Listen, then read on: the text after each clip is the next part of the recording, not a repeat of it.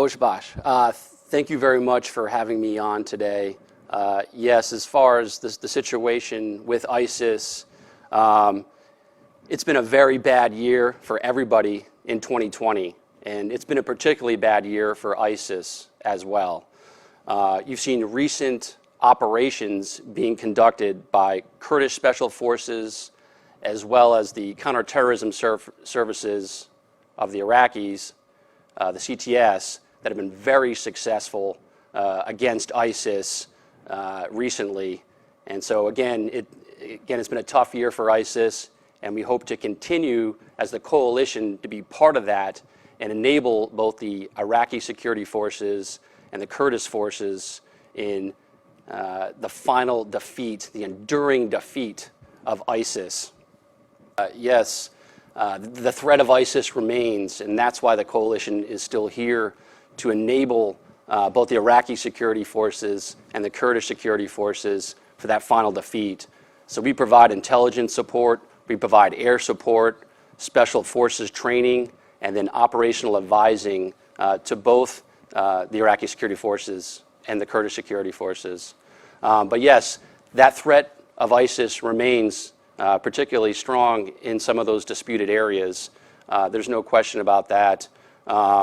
That's why we're encouraging both sides to conduct operations, to share intelligence, and so the coalition can enable operations to defeat ISIS in some of those disputed areas. I'm lucky enough to have a great job in the coalition where I get to work with the Peshmerga and other Kurdish security forces here. It's a terrific position to be in, and we work very closely with the Peshmerga and the other security forces as far as sharing intelligence, conducting operational advising, supporting the divestment of equipment to the Peshmerga and other security forces, and working very closely with them as partners, very close partners, in order to help defeat ISIS. And we also work with the Iraqi security forces as well, providing them equipment and training. And together, we can come together and defeat ISIS, finally, and make sure that their ideology does not come back to Iraq. The process is going very well. Back in 2015, the British, the Americans, the Germans, as well as the Dutch created a multinational advisory group. And this group is enabling Peshmerga reform to make it a more capable force, to make it a more affordable force, and a more modernized force going forward in the future in case other threats like ISIS reoccur. So there's been a group of about 36 projects, a wide range of different projects. We're down to about 26 projects right now. The consulates and the embassies, they are the lead for this. The coalition is not necessarily the lead, but we do enable those different embassies and consulates with Peshmerga reform.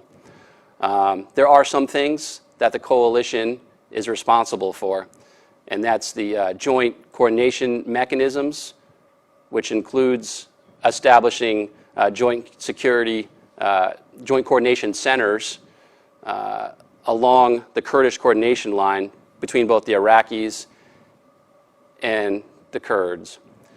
I would like to highlight one particular joint combined coalition center that we do have in Erbil, where you have Iraqi officers and Peshmerga officers working together since 2015. This center was key to the defeat of ISIS, particularly in Mosul, as Iraqi divisions came into the Kurdistan area and came into Mosul to clear it.